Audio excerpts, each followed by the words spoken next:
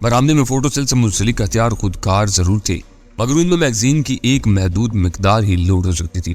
6-7 گولیاں اور پھر میدان صاف ہوتا۔ میں نے دوبارہ برآمدے کے سامنے اپنا محفوظ مورچہ سنبھال لیا۔ پھر جو ہی میں نے پھٹے ہوئے بانس کے ٹکڑے کو گھما کر برآمدے کے فرش پر پڑے ہوئے قد آدم خودرو پودے کو اوپر اٹھایا، دوبارہ 3 کھٹکوں کے ساتھ 3 فائر ہوئے اور گولیاں پودے سے گزر کر باہر پھیلی ہوئی اندھیرے میں کہیں جا گری۔ یہاں تک مجھے معلوم تھا بارودی ہتھیار میں پستول اور ریوالور ہی پر سائلنسر استعمال کیا جا سکتا تھا، اور ان اسلحوں میں چیمبر ہونے کی وجہ سے گولیوں کی تعداد محدود ہوتی ہے۔ بھاری میگزین یا گولیوں کی پٹیوں پر انحصار کرنے والے اسلحے کی ساخت نہ صرف بہت بھاری ہوتی ہے بلکہ اس کی آواز پر قابو پانا بھی ناممکن ہوتا ہے۔ اس اعتبار سے 6-7 فائروں کے بعد برآمدہ خطرات سے آری ہو جانا چاہیے تھا، اور ہوا بھی یہی۔ میں قدادم پودے کو بار بار آگے پیچھے سرکا کر فوٹو سیل کے نظام کو حرکت میں لاتا رہا اور ہر بار گولیاں چلتی رہی، مگر 8ویں بار ٹرائیگرز کے کھٹکے ضرور سنائی دیے لیکن کوئی فائر نہیں ہوا۔ اپنے اطمینان کے لیے میں نے مزید 2 کوششیں کی۔ جب ہر مرتبہ وہی نتیجہ نکلا تو میں آگے بڑھ گیا۔ تقریباً بیک وقت 3 ٹرائیگر چلے اور میں آگے بڑھتا رہا۔ میں نے برآمدے میں کھلنے والے نسبتاً کمزور دروازے کے ہضمی قفل پر ایک تار کے مڑے ہوئے سرے سے قسمت آزمائی کی، اور 1.5 منٹ کی محنت کے بعد تالا کھل گیا۔ میں نے دروازے کے پٹ اندر دھکیلے تو نتنوں سے عجیب سی بو ٹکرائی، جیسے وہ دروازہ مدت دراز سے بند رہا ہو۔ میں نے جھجکتے ہوئے چوکھٹ عبور کر ڈالی۔ اس وقت میرے اعصاب پر ایک بار پھر تناؤ کی کیفیت طاری ہو چلی تھی۔ مجھے اندیشہ تھا کہ کہیں دوسری دفاعی لائن کے طور پر اندھیرے میں کوئی نیا شعبہ میرا منتظر نہ ہو۔ باہر سے روشنی دیکھ لیے جانے کے خوف سے میں نے بلب روشن کرنے کا خطرہ مول نہیں لیا، بس پینسل ٹارچ کی محدود روشنی میں پھونک پھونک کر قدم آگے بڑھاتا رہا۔ پیش قدمی کے ساتھ ہی میں سمتوں کو بھی ذہن نشین کرتا جا رہا تھا تاکہ اندھیرے میں ان بھول بھلیوں سے واپسی ممکن ہو سکے۔ ہر طرف سے کھڑکیاں دروازے بند ہونے کے باعث اندرونی فضا میں گھٹن اور عجیب سی بو رچی ہوئی تھی۔ بیرونی ساخت کی طرح اندر سے بھی وہ مکان بہت شاندار اور پوری طرح آراستہ تھا، لیکن قدم قدم پر یہ اندازہ ہو رہا تھا کہ کافی عرصہ سے وہاں کی کوئی چیز انسانی استعمال میں نہیں آئی تھی۔ فرنیچر وغیرہ پر گرد کی باریک سی تہ جمی ہوئی تھی جو نہ جانے کہاں سے گزر کر اندر پہنچ رہی تھی۔ آخرکار قالین اور بیش قیمت فرنیچر سے آراستہ ایک لابی کے گوشے میں مجھے ٹیلی فون انسٹرومنٹ بھی نظر آ گیا۔ میں تیزی سے اس طرف بڑھتا چلا گیا کیونکہ وہی میری پوری مہم کا مرکز تھا۔ فون کی تپائی کے نیچے تقریباً فون ہی کے سائز کا ایک خوبصورت چکور ٹبا رکھا ہوا تھا جس کے اوپر سرخ رنگ کا ایک بلب روشن تھا اور اس سے نکلنے والی تار فون کی ڈبیا سے منسلک تھی۔ اسے دیکھ کر میرے منہ سے بے اختیار ایک گہرا سانس آزاد ہو گیا۔ ان دنوں کراچی کے بہت سے دفاتر اور گھرانوں میں کارڈ لیس ہیڈ فون رواج پا چکا تھا اور وہ میرے لیے نئی چیز نہیں تھی۔ فون کے ساتھ الیکٹرانک سرکٹ پر مشتمل بکس منسلک کرنے کے بعد ایک مختصر سے لاسلکی فون پر محدود حلقے میں چلتے پھرتے اس نمبر کی کالز ریسیو کرنے کے ساتھ حسب مرضی نمبر بھی ڈائل کیے جا سکتے۔ اس عمارت کی حالت اور فون پر تنے ہوئے مکڑی کے جالوں سے یہ ظاہر ہو رہا تھا کہ اس مکان سے فون کی سہولت استعمال نہیں کی گئی، مگر فون سے منسلک اپریٹس نے طریقہ کار واضح کر دیا تھا۔ میں نے اس اپریٹس کی نیم پلیٹ پر درج تفصیلات کا جائزہ لیا تو پتہ چلا کہ اس کا دائرہ کار 100 میٹر پر مشتمل تھا۔ اس کا مطلب تھا کہ A2 اس عمارت میں داخل ہوئے بغیر 100 میٹر کے فاصلے پر بآسانی اس نمبر پر آنے والی ہر کال وصول کر سکتا تھا۔ اس طرح ٹیلی فون تک پہنچ جانے کے باوجود A2 تک میں نہیں پہنچ سکا تھا۔ اس نے اپنی ذات کے گرد عجیب سے حصار کو برقرار رکھنے کے لیے اس قدر پیچیدہ طریقہ کار اختیار کیا تھا کہ اس تک رسائی کی کوئی بھی کوشش کامیاب نہیں ہو سکتی تھی۔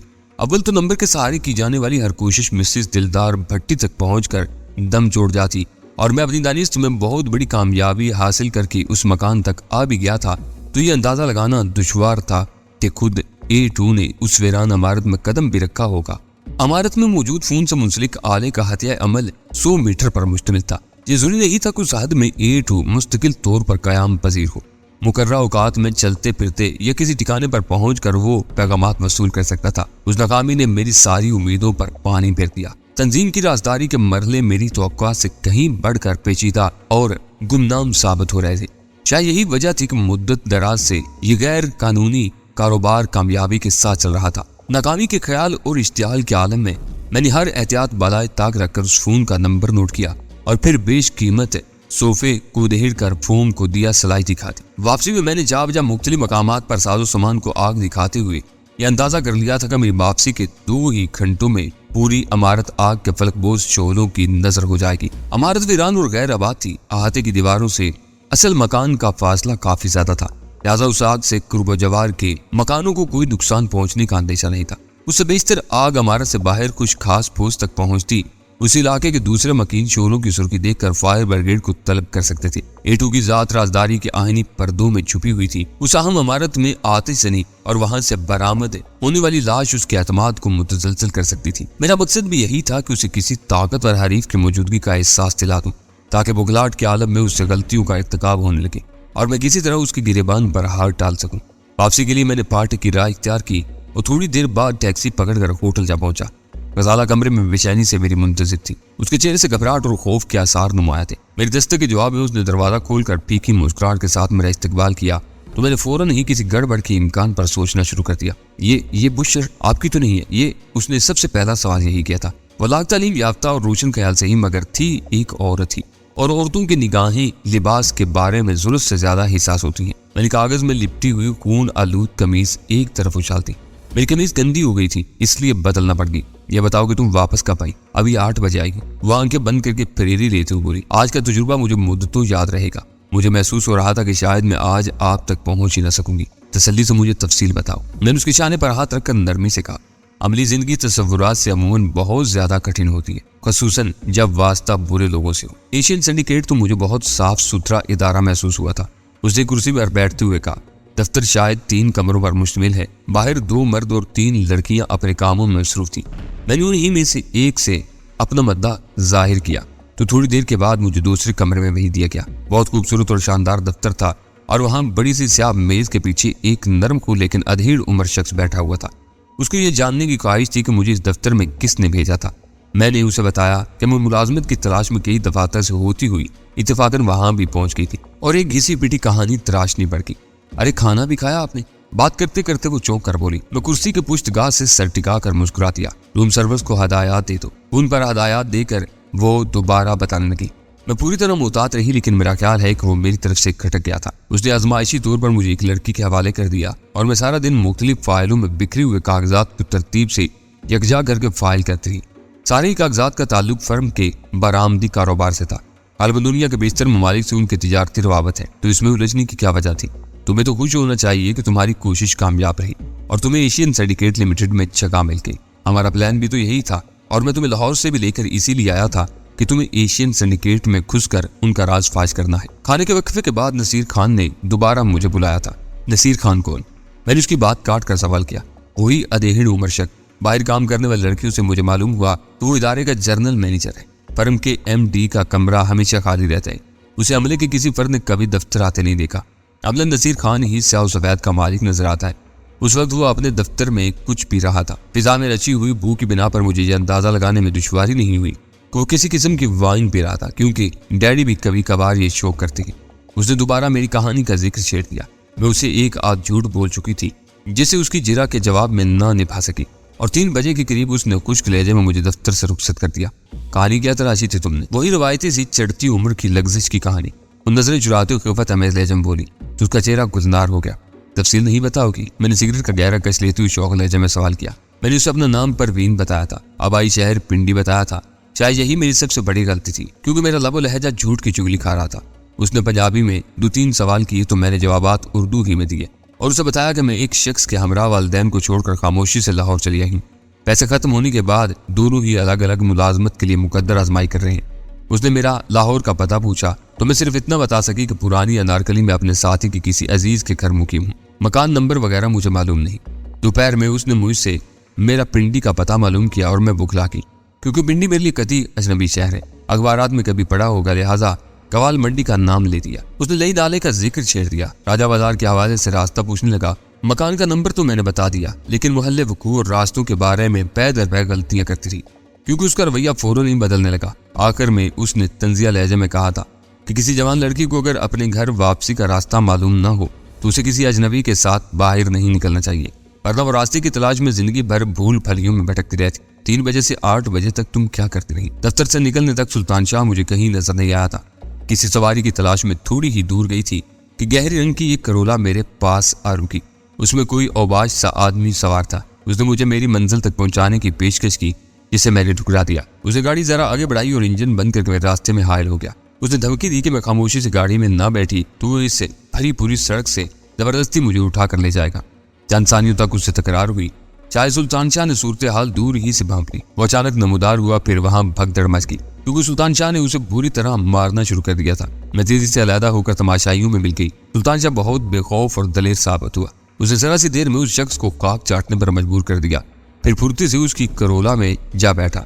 चाबी शायद अग्निशन में मौजूद थी। उसके हाथ का इशारा पाते ही मैं भी तेजी से आगे बढ़ी और कार में जा बैठी। उस तरह हम वहां से निकलने में कामयाब हो सके। एक वीरान इलाके में उसने गाड़ी छोड़ दी। उसका ख्याल था कि गाड़ी की वजह से हम दोबारा घेरे जा सकती है।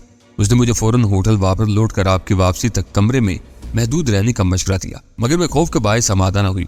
दूसरी तरफ कपड़े फट जाने और खून के धब्बों की वजह से वो दिन के उजाले में लोगों की नजरों में नहीं आना चाहता था। मजबूरन हम वीरान इलाकों में भटकते रहे। अंधेरा फैलने के बाद एक रिक्शे वाले को रोका तो उसने सुल्तान शाह का हुलिया देखते ही अपने कान पकड़ लिए। उसका कहना था कि शाम के वक्त शहर के मुख्तलिफ इलाकों में फटे हाल फिरने वाले नौजवान गदागरों को नामालूम कातलों ने गोलियां मारकर हलाक कर दिया है। ये सुनकर मैं दहल की। आखिरकार सुल्तान शाह ने मुझे तनहा वापस लौटने पर आमादा कर ही लिया, और वो खुद कहाँ है कुछ पता नहीं। हो सकता है कि अभी तक किसी वीराने में पड़ा हो। उसी वक्त दरवाजे पर दस्तक हुई। रूम सर्विस का वेटर खाना लेकर आ गया था। खाने के दौरान मैं गजाला को अपनी मुहिम का हाल सुनाता रहा और वो शदीद हैरत के आलम में खामोशी से पूरी दास्तान सुनती रही। मेरी कलाई के जख्म देखकर वो बेचैन हो गई थी, लेकिन मैंने हंस कर उसे खाने पर तवज्जो देने पर मजबूर कर दिया। अब तक तो वो अमारत शोलों में घिर चुकी होगी। मेरे खामोश होने पर उसने तहय्युर ज़दा लहजे में कहा, शायद मैंने आहिस्तगी के साथ कहा। समझ में नहीं आता कि ये एकदम क्या होने लगा। वो सहमे हुए उलझन अमेज लहजे में बोली, पहले ही राउंड में तशद्दुद और खूनरेजी का ये आलम है तो हम कब तो खुद को बचा सकेंगे। हमें फौरन लाहौर छोड़ देना होगा। मैंने पुरख्याल लहजे में कहा। अगर नौजवान गदागरों के कत्ल के बारे में रिक्शा ड्राइवर सच्चा था तो इसका मतलब ये हुआ कि सुल्तान शाह मार धाड़ करने के बावजूद शनाख्त नहीं किया जा सका। गदागरों के कत्ल और सुल्तान शाह के तसादुम में कोई ताल्लुक है तो गदागर शायद उसकी कामत और जिसामत के रहे होंगे और उसके हाथों पिटने वाला महज कोई उबाज शख्स नहीं था, बल्कि वो तुम्हारे अगवा की एक सोची समझी साजिश थी जिसे सुल्तान शाह की मुदाखलत ने नाकाम बना दिया। लाहौर में अब सबसे ज्यादा खतरा तुम्हारे लिए है। वो तुम्हें कहीं भी पहचान लेंगे। बेख्तियार उसकी आंखें डबडबा गईं। आखिर वही हुआ जिसका डर था। वो रूहानी आवाज में बोली, मेरी वजह से आपके लिए दुश्वारियां पैदा होगी। किसी काम का आगाज किया जाए तो दुश्वारियां आती ही हैं। यही क्या कम है कि इस तरह एशियन सिंडिकेट लिमिटेड का किरदार खुलकर हमारे सामने आ गया। मैंने उसकी दिलजोई की खातिर कहा, मुझे बहलाने की कोशिश न करें। उसी लहजे में बोली, उसका किरदार तो पहले ही सामने था। आपने उसके नुमाइंदे के तौर पर मशरकी वाहिद का तवील सफर करके एचले हाउस वालों से हीरोइन की फरोख्त का मुआहदा किया था। वो एक गैर अहम बात थी। किसी भी नाम से तुम कागजात छपवा सकती हो। एशियन सिंडिकेट वालों का नाम उसकी लाइलमी में महज शनाख्त के लिए इस्तेमाल हो सकता था। सौदा करने वाली पार्टी कोई और ही होती। ये न भूलो कि राजदारी के मामले में ये लोग जरूरत से ज्यादा हिसास हैं। A2 ने राब्ते के लिए फोन का मामला इस कदर पेचीदा बनाया हुआ है कि किसी को उसके बारे में भनक भी नहीं मिल सकती। अब खतरात सामने आ ही गए हैं तो पहली परवाज से कराची लौट चले। उसने जिद की, अव्वल तो मैं सुल्तान शाह को नहीं छोड़ सकता, फिर हमारी रवानगी इतनी आसान नहीं होगी। हमारा मुकाबला एक बड़ी तंजीम से है। एयरपोर्ट और रेलवे स्टेशन पर उनके आदमी तुम्हारी तलाश पर मामूर होंगे। उनकी पूरी कोशिश यही होगी कि हमें लाहौर ही में घेर लिया जाए। इस इमारत में आतिजानी की खबर पाकर वो लोग जोशी इंतकाम में अपने सारे वसाइल दुश्मन की तलाश में झोंक देंगे और दुश्मनों में वो सिर्फ मुझे ही पहचान सकते हैं। उसे उदास लहजे में कहा, फिर कदर सकूत के बाद बोली, आप कैसे कहते हैं कि वो मेरे अगवा की मुनज़्ज़म साजिश थी? सीधी सी बात है, नसीर खान ने तुम्हें काम में लगाकर वक्त हासिल किया ताकि तुम्हारे बारे में अपने ऊपर वालों को मुतल्ला करके हदायत ले सके और दफ्तर से निकलते वक्त तुम्हारी निगरानी का बंदोबस्त करा सके। शायद ऐसे कामों में वो अपने दफ्तरी अमले को मुलव्वस नहीं करता। ऊपर जो कोई भी है बहुत चालाक है, क्योंकि उससे गुफ्तगू के बाद नसीर खान का अंदाज ही बदल गया और बकौल तुम्हारे उसने तुम्हारे झूठ का अंदाजा लगा लिया। लेकिन ऊपर वाला उससे पहले तुम्हें उठवाने का फैसला कर चुका था। तशद्दुद के सामने मजबूत से मजबूत औरत भी बहुत कमजोर साबित होती है। हीरोइन की तैयारी और तिजारत में बहुत बड़े बड़े हाथ मुलव्वस हैं। चंद सानियों के बाद वो ठहरे हुए लहजे में बोली, पुलिस और हुकूमत के बतेरे ताकतवर और बाइख्तियार इदारे भी मिलकर उस पर काबू नहीं पा सके। मुझे तो ये महसूस हो रहा है कि हमने इस मुहिम का आगाज करके गलती की है। हम इन्हें थोड़ा बहुत नुकसान जरूर पहुंचा सकते हैं, लेकिन उनकी बेकुनी नामुमकिनात में से नजर आती है। हुकूमत के जिन इदारों का तुम जिक्र कर रही हो उनकी नाकामी की ठोस वजूह है। मैंने संजीदगी के साथ कहा, 4-6 हज़ार रुपए माहाना तनख्वाह पाने वालों में काली भेड़ें भी होती हैं। इस काम में नफा का तनासुब 100 गुना के लगभग है। जो भी ये काम करता है भारी रिश्वतें और नजराने देकर काली भेड़ों को खरीद लेता है और इंसदाद मंशियात की बेहतर से बेहतर हिकमत अमली भी धरी रह जाती है। میں ان کے اندر کا آدمی ہوں، مجھے اندازہ ہے کہ کس طرح ان کا منہ کچلا جا سکتا ہے۔ تم دیکھو گی کہ ایک دن مجھے ضرور کامیابی ہوگی۔ میری بھی یہی آرزو ہے۔ میرا تو پورا گھرانہ برباد ہوا ہے نشے کے ہاتھوں۔ مجھ سے بڑا اس کا دشمن کون ہوگا؟ لیکن قتل، خونریزی، انتقام اور بارود کی اس برسات میں آپ کب تک ٹھہر سکیں گے؟ نہ ٹھہر سکا تو مر ہی جاؤں گا نا، میں نے خوش دلی کے ساتھ کہا۔ میں سمجھوں گا کہ میں نے اس طرح زندگی بھر کے گناہوں کا کفارہ ادا کر دیا۔ یہ کیوں بھول رہی ہو کہ فی الحال میں بھی انہی میں سے ہوں۔ پہلے چرس تقسیم کرواتا تھا، اب ہیروئن کا تقسیم کنندہ ہوں، اور چاہتے ہوئے بھی ان سے گلو خلاصی نہیں حاصل کر سکتا۔ میری آزادی ان کی تباہی سے وابستہ ہو کر رہی ہے۔ کب تک میں گھروں کے چراغ گل کر کے اپنا سکھ اور چین برقرار رکھ سکوں گا؟ کیا کامران کی ویران آنکھیں ہر وقت تمہیں نہیں ڈستی رہتی، جبکہ اس کی بربادی میں تمہارا کوئی ہاتھ نہیں؟ لیکن میں جب بھی کہیں کسی نشے کو ترسے ہوئے انسان کو کربناک اذیتوں میں مبتلا دیکھتا ہوں تو بے اختیار میرے وجود پر ملامت کا غبار چھانے لگتا ہے۔ میں تو کسی قیمت پر بھی اس مہم سے دستبردار نہیں ہو سکتا۔ غزالہ، کمرے میں سکوت چھا گیا۔ غزالہ کے پاس میرے دلائل کا کوئی جواب نہیں تھا۔ میں سگریٹ سلگا کر سلطان شاہ کے بارے میں سوچنے لگا۔ اچانک فون کی گھنٹی نے کمرے میں چھایا ہوا سکوت توڑ دیا۔ غزالہ نے لپک کر ریسیور اٹھایا۔ ریسیور کان سے لگاتے ہی اس کے چہرے پر حیرت اور مسرت کے آثار نظر آنے لگے۔ چند لمحوں بعد اس نے کچھ کہے بغیر ریسیور رکھ دیا اور مڑ کر مجھے بتایا کہ سلطان شاہ انٹرکام پر اپنی بخیریت واپسی کی اطلاع دے رہا تھا۔ مقابلے میں سلطان شاہ کو بھی معمولی سے زخم آئے تھے، لیکن وہ بہت خوش تھا کہ طویل وقفے کے بعد اسے اپنی کسل مندی دور کرنے کا موقع ملا تھا۔ کراچی سے روانگی کے وقت قاسم کے گرگے کی ٹکائی کو وہ چھیڑ چھاڑ سے زیادہ اہمیت دینے کو تیار نہیں تھا۔ غزالہ کو روانہ کرنے کے بعد وہ کافی دیر تک کسی بھولے بھٹکے شکار کی تلاش میں بھیڑ بھاڑ سے دور بھٹکتا رہا۔ پھر اس نے چاقو کے زور پر ایک راہگیر کو گھیر ہی لیا۔ اس کی قمیض اتروا کر سلطان شاہ نے خود زیبتن کی اور اس بیچارے کی کن پٹی پر ایک جیسا تلا ہاتھ جڑ کے اسے بے ہوش کیا۔ یوں وہ ہوٹل واپس آنے کی قابل ہو سکا۔ اپنی خون آلود قمیض کی تھچیاں اس راستے میں پھینک دی تھی۔ اپنی کتھا سنانے کے بعد وہ میری کہانی جاننے کا شائق تھا۔ یوں مجبوراً مجھے ایک بار پھر اپنی کہانی دہرانی پڑی اور اس کی آنکھوں کی چمک لحظہ بلحظہ بڑھتی چلی گئی۔ کاش میں تمہارے ساتھ ہوتا، کم از کم اسے اپنے ہی ہاتھوں ہرگز نہ مرنے دیتا۔ میرے خاموش ہونے پر اس نے ملال امیز لہجے میں کہا، چاہے غزالہ اغوا ہو جاتی۔ نہ، وہ جلدی سے بولا، میں تمہارے ساتھ جاتا تو بھابھی ہوٹل ہی میں رہتی۔ میرے حساب سے تو اس کا باہر نکلنا ہی غلط تھا۔ عورت بہت نازک ہوتی ہے، اس کی تو ہم آخر دم تک حفاظت کرتے۔ اپنی عورت دشمن کے ہاتھ پڑ جائے تو مقابلے کے بغیر ہی شکست مقدر بن جاتی ہے۔ پتہ نہیں تم بھابھی کو کیوں ساتھ لے آئے؟ اس کے بے لاگ تبصرے نے مجھے شرمندہ کر دیا۔ یہ اسی کی ضد تھی، مگر پہلے ہی تجربے نے اس کا سارا جوش ٹھنڈا کر دیا۔ آج کے واقعہ پر وہ تمہاری بہت احسان مند ہے۔ غر کرو احسان کو، وہ اپنی درو میں بولا۔ اگر وہ اسے لے جانے میں کامیاب ہو جاتا تو تم میری صورت دیکھنے کو ترس جاتے۔ پٹڑی پر گردن رکھ کر ہی میں اس بدنامی کا حساب پورا کر سکتا تھا۔ پھر مجھے بولنے کا موقع دیے بغیر اس نے فوراً ہی موضوع بدل دیا۔ اب آگے کیا ارادہ ہے؟ اب ہم پھر اندھیرے میں ہیں۔ لاہور رکنا اب بیکار ہے۔ ہمیں جلد از جلد کراچی واپس پہنچنا ہے تاکہ وہاں سے ہماری غیر حاضری کا راز فاش نہ ہو سکے۔ اور نصیر خان کا کیا ہوگا؟ اس نے سوال کیا۔ نصیر خان؟ میں چوک پڑا۔ ہاں، اسے بھی دیکھا جا سکتا ہے۔ بظاہر وہ ایشین سنڈیکیٹ لمیٹڈ کے سیاہ و سفید کا مالک ہے، لیکن کسی سے ہدایات ضرور لیتا ہے۔ اس ادارے کے ایم ڈی کی شخصیت بھی بہت پراسرار ہے۔ نصیر خان سے کچھ نہ کچھ معلومات ضرور حاصل ہوگی، بس اس کا پتہ دے دو، جہاں چاہو گی اسے گھسیٹتا ہوا لے جاؤں گا۔ اس نے کہا۔ میں آہستگی سے ہنس دیا۔ لاہور میں ہمارا کوئی ٹھکانہ نہیں، اسے کہاں لے جاؤ گے؟ دیکھی جائے گی، تم پتہ تو بتاؤ اس کا۔ نصیر خان کے پتے کے لیے ایک مرتبہ پھر ٹیلی فون ڈائریکٹری سے رجوع کرنا پڑا۔ وہ بظاہر ہر بکھیڑے سے الگ تھلگ ایشین سنڈیکیٹ لمیٹڈ کا کام چلا رہا تھا، لیکن در حقیقت منشیات کی غیر قانونی تجارت میں اس کا کردار کلیدی اہمیت کا حامل تھا۔ ہیروئن کی برآمدی تجارت کے لیے اس نے ایک آڑ فراہم کی ہوئی تھی اور بظاہر سیدھے سادے تجارتی سودوں میں اس زہر کی آویزش کیا کرتا تھا۔ منزل مقصود پر اس کے گرگے عام تجارتی مال سے ہیروئن الگ کر کے خریداروں تک پہنچا دیتے ہوں گے اور غیر ملکی زر مبادلہ میں رقم تنظیم کے حسابات میں جمع ہو جاتی ہوگی۔ نصیر خان کی اہمیت اس اعتبار سے بھی واضح ہو گئی تھی کہ غزالہ نے اس سے ملازمت کے لیے رجوع کیا اور انٹرویو کے دوران اپنی ذات کو شبہات سے بالا تر نہ رکھ سکی، جس کے نتیجے میں دفتر سے نکلتے ہی اس کے اغوا کی کوشش کی گئی، جو سلطان شاہ کی بروقت مداخلت کی بنا پر ناکام ہوگی۔ نصیر خان کا پتہ حاصل کرنے کے بعد میں نے دوبارہ غزالہ سے رجوع کرنا مناسب نہیں سمجھا اور ہم دونوں پوری تیاری کے ساتھ ہوٹل سے روانہ ہو گئے۔ رات کے 1 بجے وہ رہائشی علاقہ بالکل سنسان پڑا ہوا تھا۔ آبادی درمیانے درجے کے مکانات پر مشتمل تھی اور خاصی حد تک باقاعدہ تھی، لہٰذا ہم تھوڑی سی تلاش کے بعد مطلوبہ مکان تک پہنچ گئے۔ یہ غنیمت تھا کہ ٹیلی فون ڈائریکٹری میں نصیر خان کے گھر کا پتہ اور فون نمبر ایشین سنڈیکیٹ کے ساتھ ہی درج تھا، ورنہ عام صفحات میں نصیر خان کے نام سے کم 20 مختلف افراد کے پتے اور فون نمبر درج تھے۔ اور اس سب کے فردن فردن جانچ پڑتال کیے بغیر صحیح ٹھکانے پر پہنچنا ناممکنات میں سے تھا۔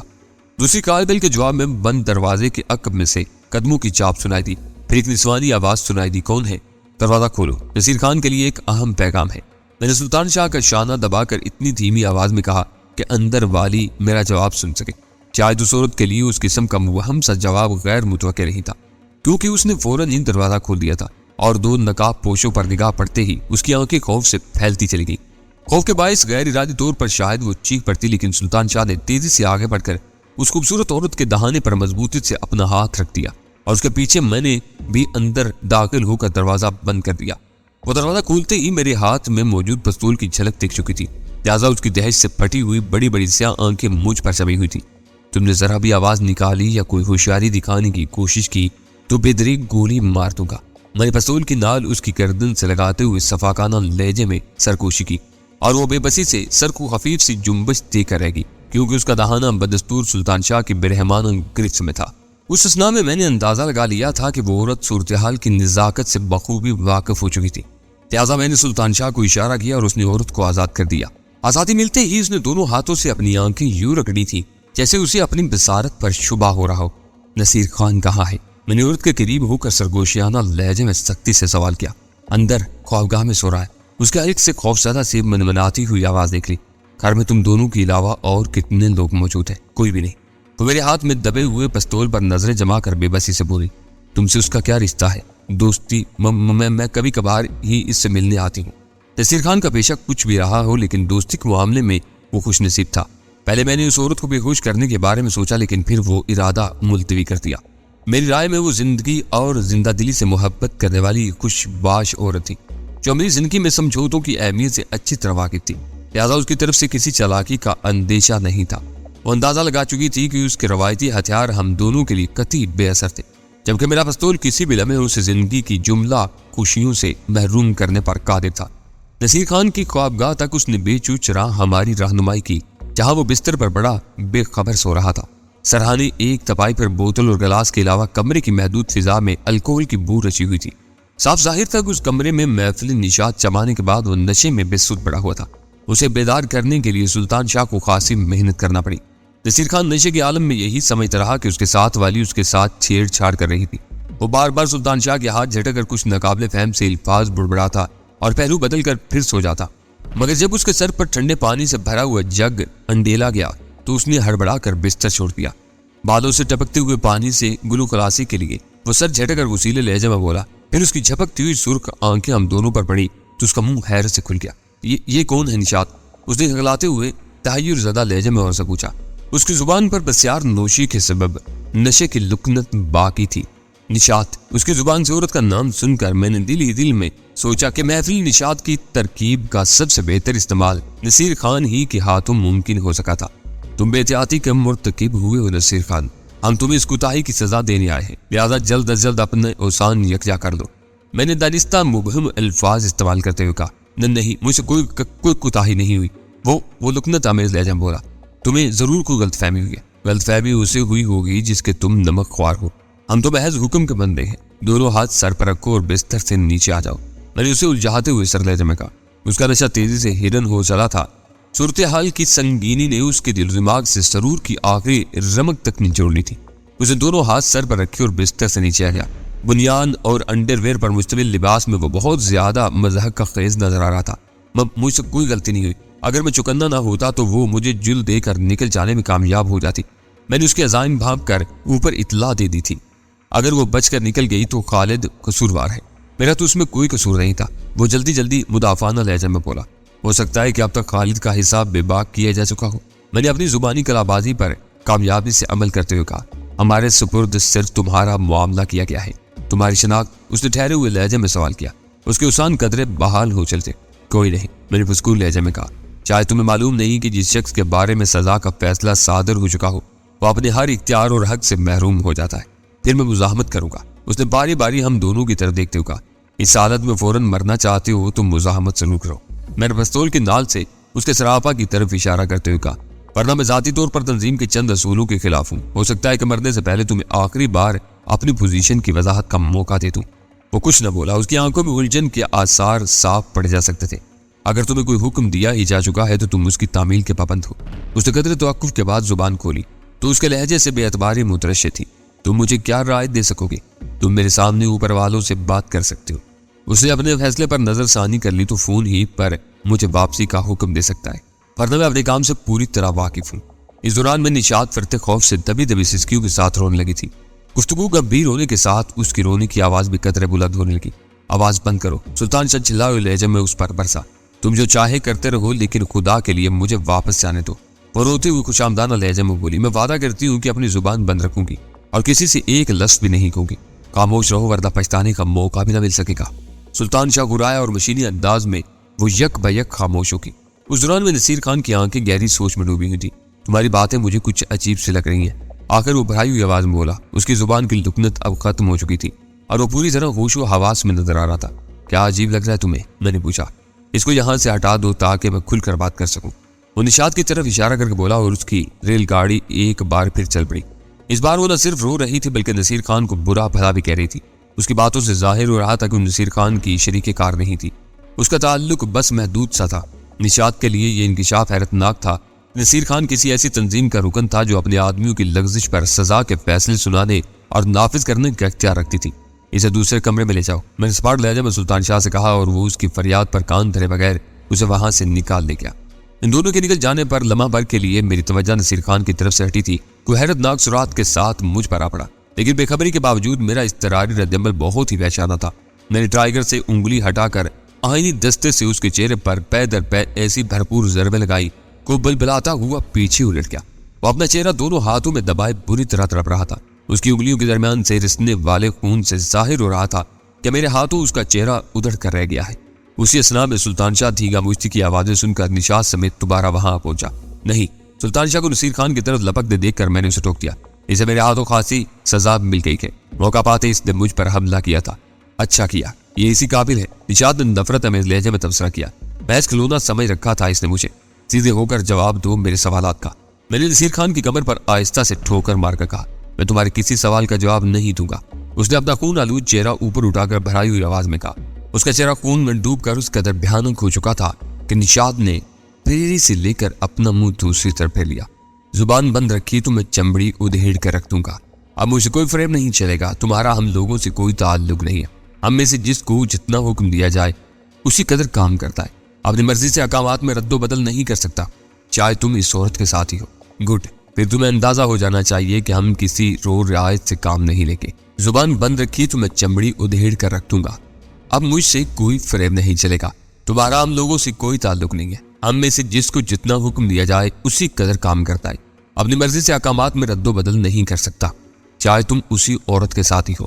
گڈ، پھر تمہیں اندازہ ہو جانا چاہیے کہ ہم کسی رو رعایت سے کام نہیں لیں گے، میں نے سر لہجے میں کہا۔ صبح کے اخبارات سے تمہیں پتہ چلے گا کہ آج کا دن تم لوگوں پر کس قدر بھاری گزرا ہے۔ اس کی آنکھوں میں بھی یقینی سی لہرانے لگی۔ صبح کے اخبارات کا میں نے دانستہ ذکر کیا تھا تاکہ اسے زندگی کے امکانات کی طرف بھی توجہ دلا سکوں، اور وہ میرا اشارہ بھانپ کیا تھا، لیکن یہ نہیں سمجھ سکا تھا کہ میں واقعی رعایت دینے پر آمادہ تھا یا اسے بہلاوا دے رہا تھا۔ تم مجھ سے کیا چاہتے ہو؟ آخر زندہ رہنے کی امید اس کی ہٹ درمی پر غالب آ ہی گئی۔ تم براہ راست کس کو جواب دے ہو؟ اپنی فرم کے ایم ڈی کو، اس نے بلا توقف جواب دیا۔ اس کا نام اور بتا۔ میں نے اپنے ہاتھ میں موجود اشاریہ 3-2 کے اسمتھ اینڈ براؤنی کو جنبش دے کر سوال کیا۔ سب اسے باس ہی کہتی ہے، کاغذات میں اس کا نام ٹی.اے. ملک درج ہوتا ہے، پتہ سے میں واقف نہیں ہوں۔ اس نے بلا یک جواب دیا، جس کا مطلب تھا کہ وہ سچ ہی بول رہا تھا۔ اس سے ہدایات کیسے لیتے ہو؟ اہم کاغذات پر تو اسی کا دستخط ہوتے، اس کا طریقہ کار کیا ہے؟ مجھے فرم کے ہر معاملے میں پوری آزادی ہے، اس کی طرف سے مجھے مختار نامہ ملا ہوا ہے، ہر اہم اور غیر اہم کاغذ پر میرے ہی دستخط چلتے ہیں۔ کوئی خاص معاملہ ہو تو وہ خود فون کر لیتا ہے۔ تم نے اسے دیکھے بغیر ادارے کی ملازمت کیسے اختیار کر لی؟